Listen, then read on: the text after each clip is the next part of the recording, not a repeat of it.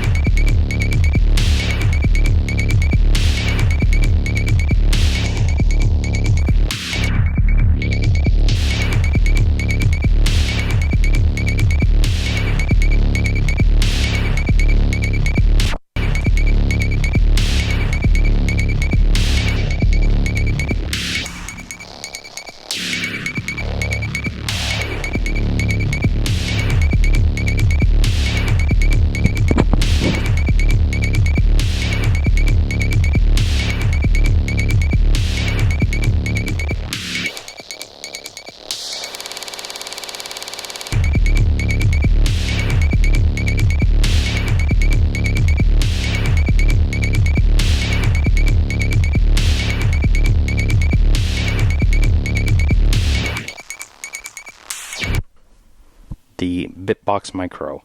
The workflow is that of going through menus, I would say, and I bring that up because I like to do these videos going top to bottom, but on a module like this where the top is just the buttons, that's mostly everything there's to say. It is the 4 rubberized buttons, the 2 rubberized encoders, and the touchscreen. And I bring up the menu thing because I think it's great. I think if you've watched this channel before, you know that I often say that the button combos are the devil and menu diving is okay. As long as there is a path to finding it for me, then we are all right. And I appreciate on the Bitbox Micro that everything is kind of, I think, thoughtfully laid out.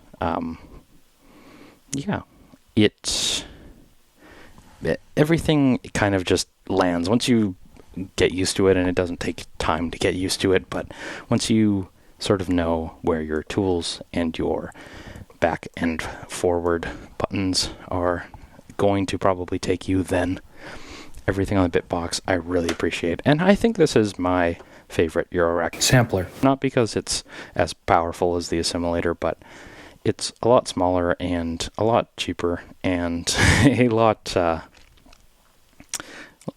lot easier to find things right out the gate. I think there's a lot more power and I/O and file quality and processor power, I assume, on the assimilator. That part might be wrong, but I think Bitbox just kind of strikes a balance of all those things very well. So with that being said, I have created a blank project here today, and maybe I'm just going to show you that process once again. So let's do a new project. Now, project is called presets, but you know how manufacturers are.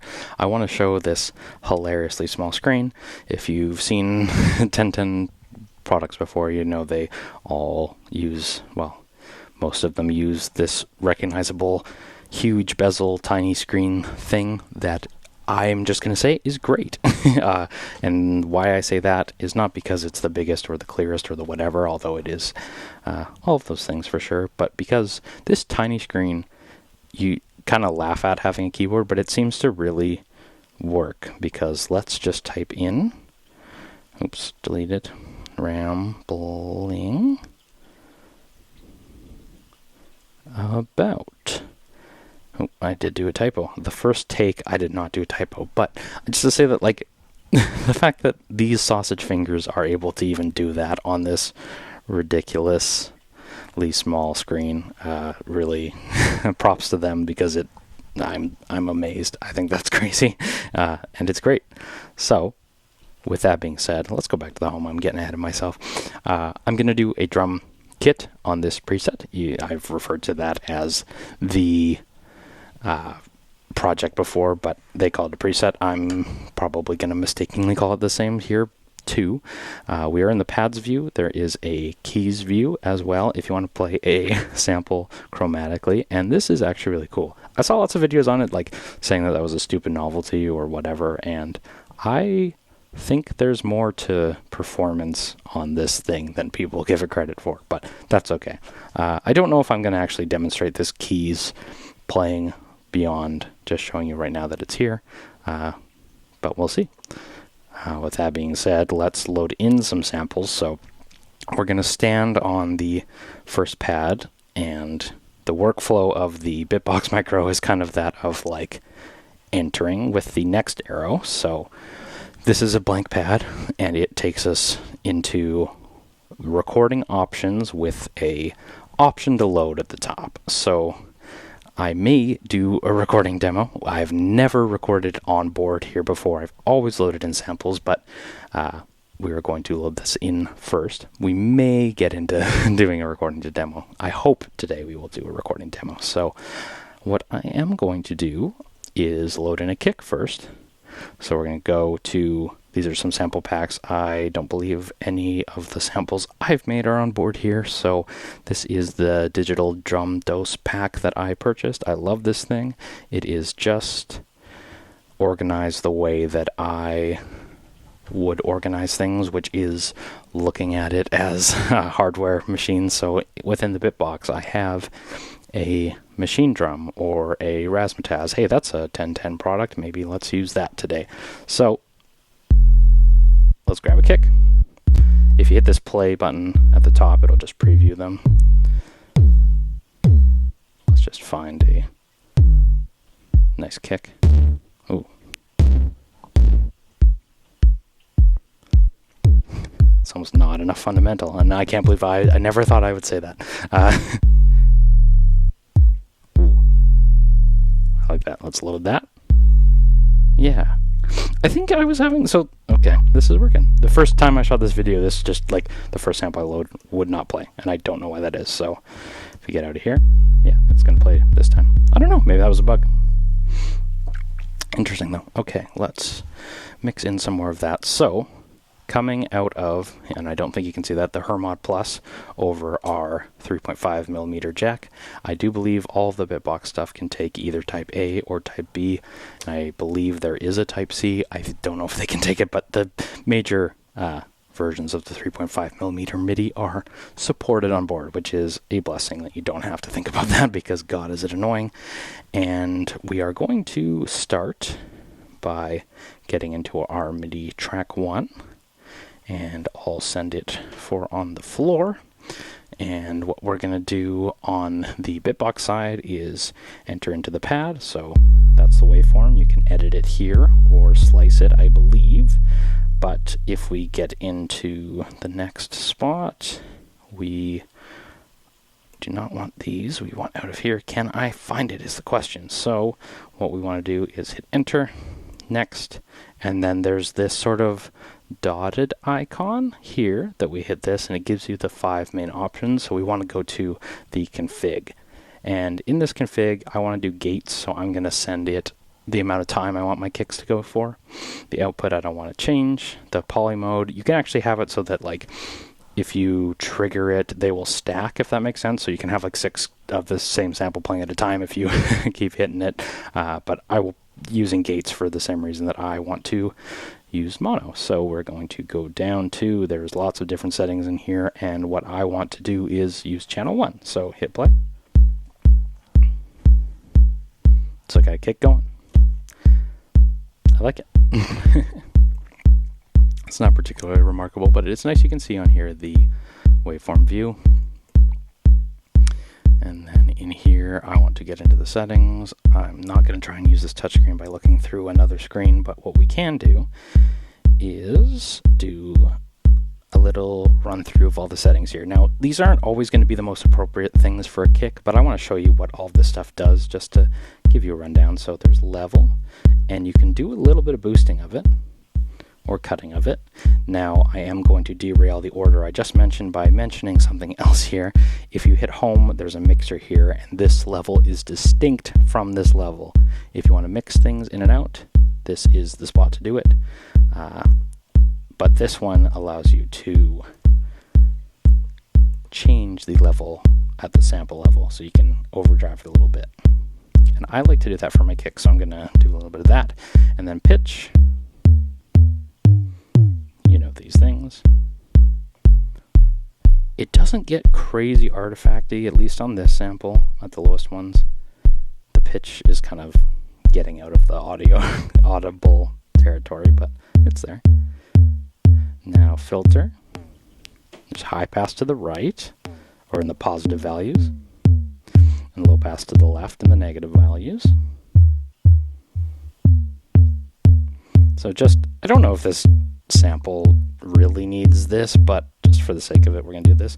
Now, it doesn't get super resonant-y, but it does a little bit. And then panning control.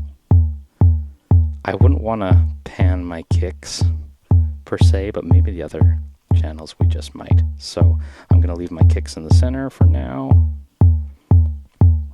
or close to.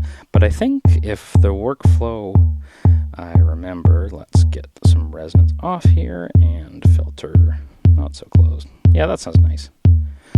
If I go in here, I can do modulation on board. Now, getting way ahead of myself here, but I think this is as appropriate a time as any. So we're going to do envelope shape. And just to show you the workflow here, this 5 setting screen is your main setting spot, I would say. And let's turn me up a hair and the kick down a little bit. We want to go to LFO, and this is synced to the triggers, I believe. I wish the screen at the top showed you the LFO. Beat sync. Yeah. Like I always say on this channel, I don't know why you wouldn't want synced LFOs, but it's okay.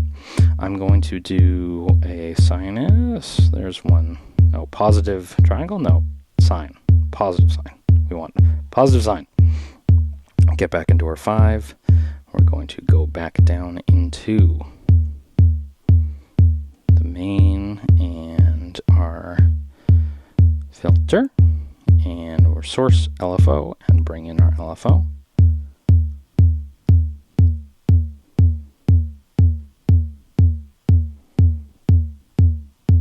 Yeah, it just brings in a little bit of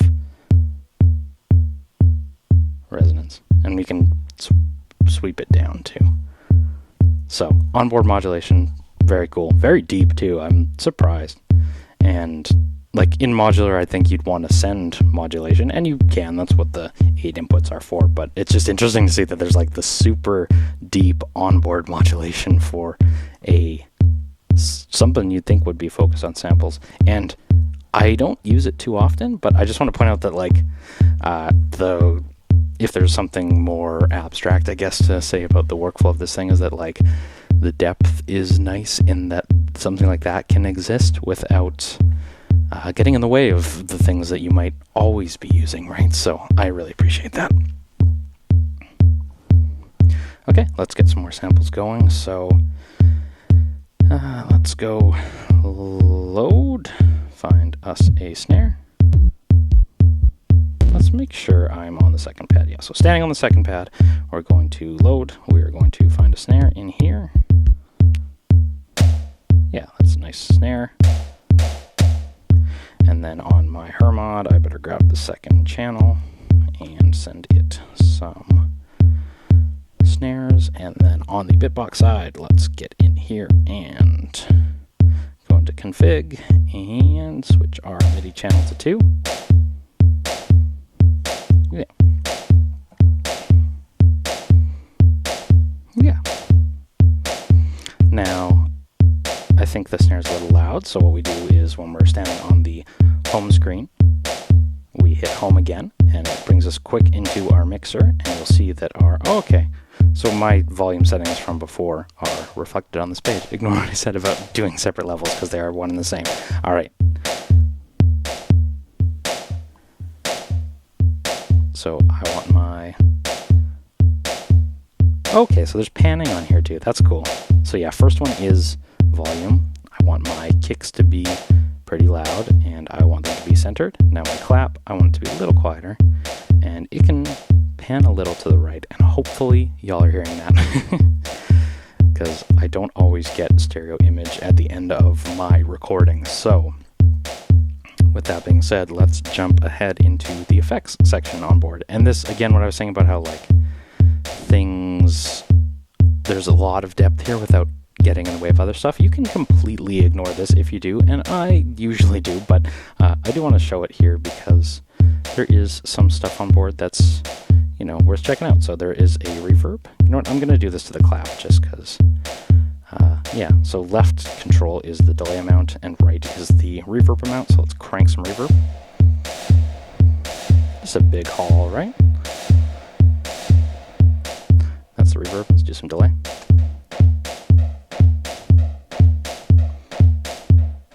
And then I'm just going to crank the reverb. And then using our workflow of entering with the arrows, you get in the reverb settings, and there's not a lot. But you know what? It sounds good, and it's appreciated that it's on board, right? Like, it's pretty cool. So maybe we'll just make it a little shorter. Just make it more transient-y and less like a cathedral or whatever, right? So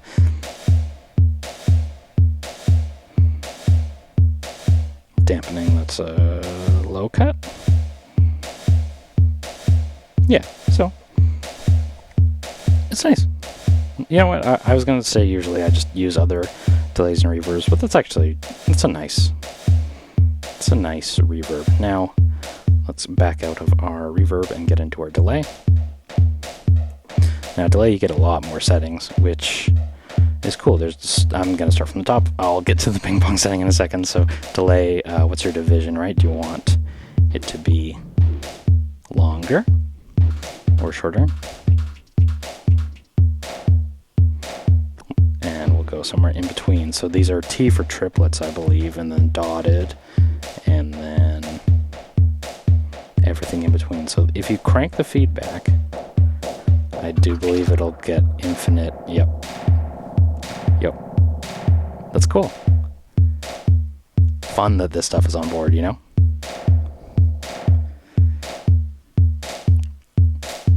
Yeah, so I don't know why they call it in reverb dampening, but there's like a high pass here,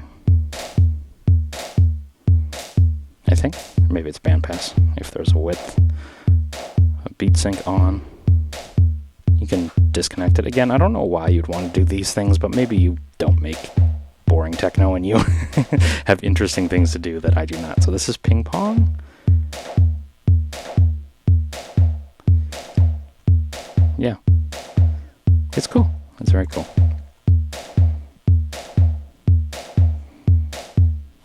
So yeah, I like to crank the reverb.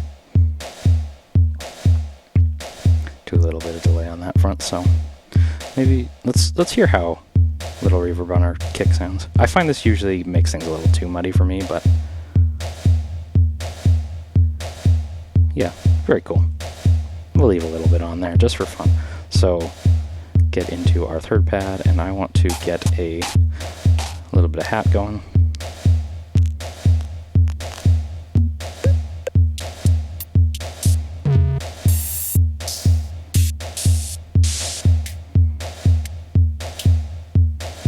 Yeah, that's real short, real nice. So let's get over onto here. Let's set the MIDI channel to 3. And then on my Hermod, I'm going to send it a busy little sequence.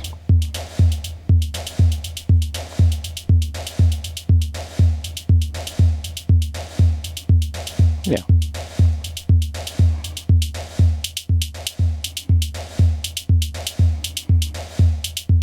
And what I do like to do is do a lot of delay on my hats, just to give it like a transient busyness without sending more triggers. And there's nothing wrong with sending more triggers, but I just find that delay is kind of fun, you know? And then let's try and find a cymbal in the last one. Or some sort of perk that... Snare drums. Wow, there's a lot of snares. Toms?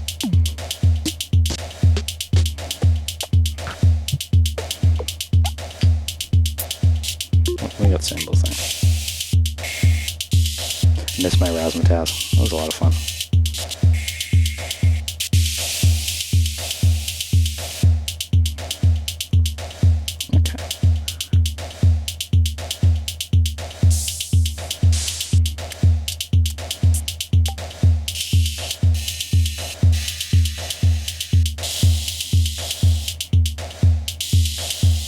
This is a weird one. I think this will probably have to be gated. Well, I don't know why it's so long. That's okay. That's not that's the sample packs thing. Strange. Let's go to gate. Launch mode gate. Get back in here. And then I believe I set up the MIDI track for this one. We want it to be, no we did not. We want it to be on channel 4. Why does it sound like 4? There's 4. And then on the sequencer, I'm going to just send it on the first.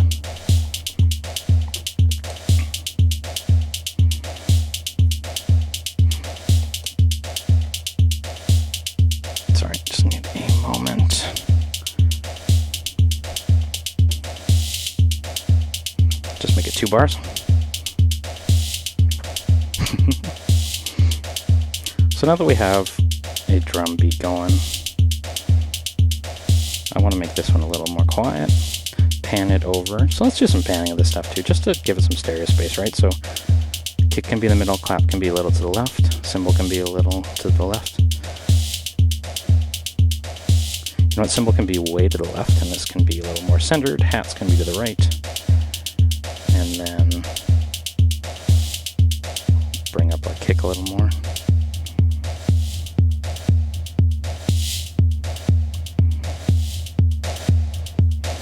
Yeah. Bring in some reverb on our cymbal.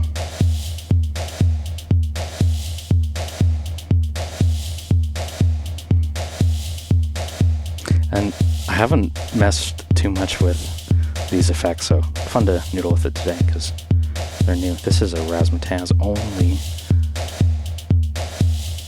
pack so far, but that's about to change. So before the power goes out or something, let's do a little bit of saving. So to save, you just click on the name, which sort of is its own pad in the view of that one. I'm going to hit save. And then, again, I don't know if that was in this take of this video or not, but this counter, I don't know why it just runs on its own. What interest I have in the metering of it, but it does reset when you hit play over MIDI, so it doesn't stop when you pause it, but I don't know. That's okay. Now, you can't stop all with the stop button, so if you want to do some like choking too, you can manually do it here. But what I do want to try, let's pause this. What I do want to try is a synth voice, which I have yet to do, so let's put this on the final pad. Let's go into here, let's do load, let's get out of, oops. Okay, so these two very similar arrow keys that have very different functions, so you want to press the up arrow, not the back arrow, to go up a level, obviously. So up a level, I hope I have a synth voice on here. I hope. Maybe I don't. Okay. I think there is some in the presets. Let's go to presets. Nope. Okay. No, there is. Let's get into mini bass. Sure. Okay. Guess it's not there. Nope. Huh. Maybe corrupted?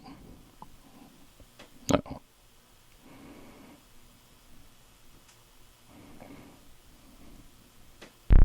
Okay, here we go. That's way too high. Okay. Yeah. So let's load this. And what we're going to want to do, it's mini B ass. Okay. We want to go to on my Hermod. I'm just going to set up a quick little sequence here and not one of any much depth. What I want to do is use the quantize effect, and I'm just going to hit generate now. Please give me a moment. It's going to be a minor Dorian in the key of C. It is going to go into step mode. We are going to generate. And now if we go into our mini B ass, then we will set our MIDI into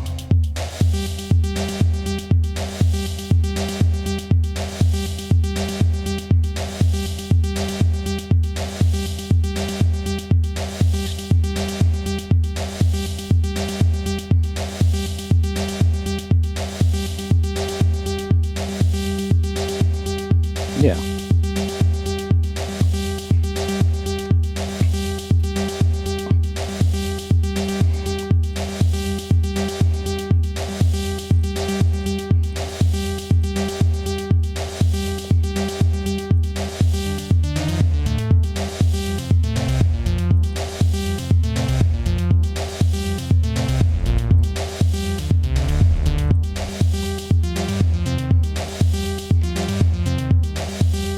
Yeah, that's all right. I think I'm actually in a higher octave than it's willing to respond to. So let's go down an octave or two.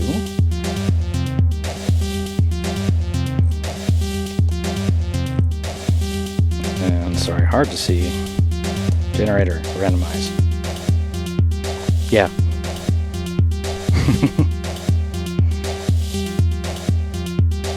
Okay, let's get back into our pan it to the left, boost it a little. And this is our mute. Okay. Hey, we're learning something new. I knew there was mutes on board, but I did not know they were here. So yeah, if you go mixer, this is your main setting. There's a little bit of redness on the pads to show that they are muted, but yeah. Unmute these empty pads, hit it.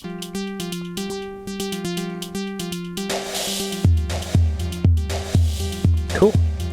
But what I wanted was the effects. So let's go to the mini B ass. Drown it. Because our envelope, I didn't do an envelope, it doesn't sound quite right, but we'll just try and smear it, right, with effects. I like that. Use some overseer. And then take my stereo strip, pull out the bass. Yeah, it's fun.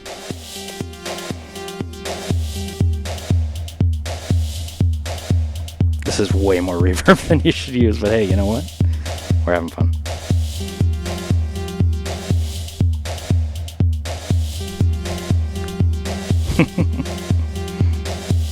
It's that meme that's like the dog's touching the guy's hand and said, "Stop, bro, that's enough reverb."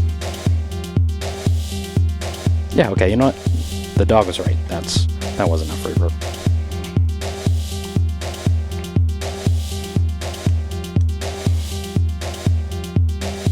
And you know what? Because we're doing better for time than I anticipated, let's try and do this crazy thing called recording in. So, what we are going to do is take a output from a drum voice that is able to record or trigger manually, so we are going to do it from the Plonk, and I'm not going to do anything interesting in terms of the Plonk settings, but what we are going to do is enter an empty pad, hit next, we are going to record in, and we want to use input 1, yes.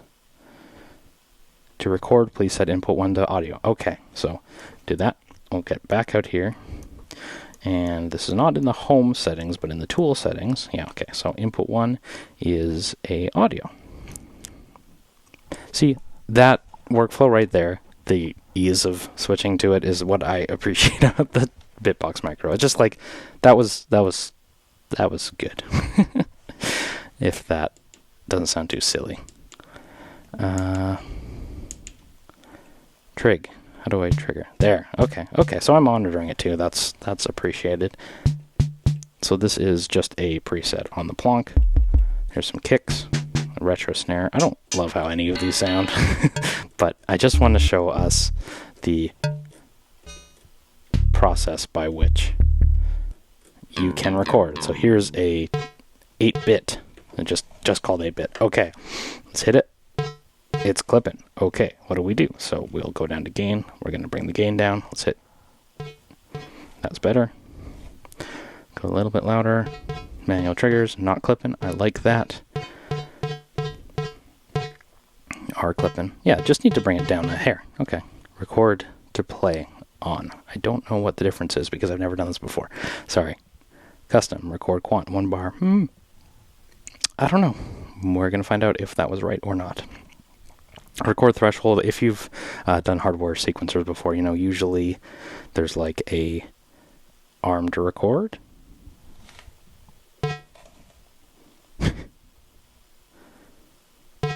Okay, cool. I've never actually done this before. Is that silly? Probably. Oh, it's looping. Okay. So what we want to do, okay. Why are you playing? Stop playing. Oh, okay. This is my file in the file manager. I don't know how I got there. Let's go enter that pad. We are okay with that. This is... Okay, so our settings view had new settings. Oh, there's granular mode. There's so much depth here. Oh man, I've never even used the recorder. And we're not going to try and get into that. But we want to change the start of ours. So... how do we do that? We want to go here. These settings don't do anything but this one. Sample. I think. How do I change? Okay. We're going to change our start. So we just want it to go. Yes. And then we change our end somehow. Okay. So I think because I'm quantized to 1 bar, I have to do that. But for the sake of brevity, we're going to... Cool. Not bad. I like the workflow. And if you've watched this channel before, you'll know I don't get into every single detail of every module, because if you thought it was long to start with, it's going to be even longer if I tried to do that. However, I think the plan long term is to do more rambling about episodes where we come back into stuff like I'd love to go through that granular together with y'all, and the slicer, and the I haven't chopped up an Amen on here, period, and I plan to do that, but another video sometime we'll get into the more rambling about. Same for Data Bender right here. I don't know if I have overlaid myself on top of it, but there's a micro mode, which I didn't get into on the first video at all. Like, more rambling abouts are coming, and I'm not saying this to engagement farm or whatever, but if more rambling about on anything that I've done interests you, maybe send me a message and say, hey, I love the Data Bender, but your video didn't cover the micro mode, and I want to hear it. So funny thing about eurorack sometimes is you'll make a beat and be like, oh, that sounds really cool, and then you come back to it and I'm like, what is this? Well, what it is a demo of samples, so that's okay.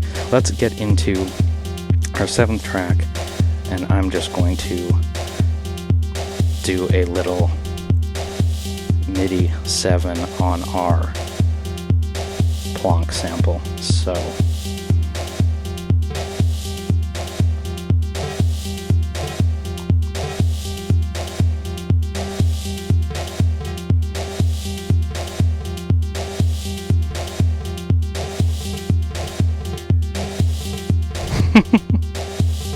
yeah, not appropriate, but hey, you know what? We used it. All right. I think this has been way too long, way too much, but I got further than I expected to, so that's a huge plus. All right. Hey, thank you so much for watching. I'm Tafony. Take care. I'll talk to you soon.